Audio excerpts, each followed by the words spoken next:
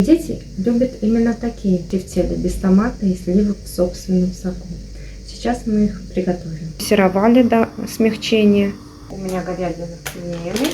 Добавляем сюда морковь луком пассерованный. Добавим сюда рис промытый, перец, соль.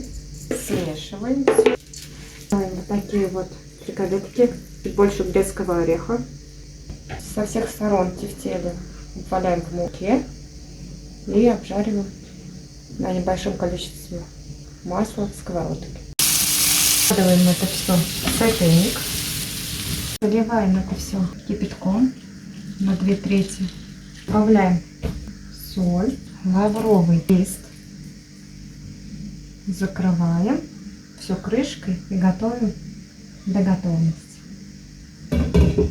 Такие вот они получаются. Вкусные и нежные.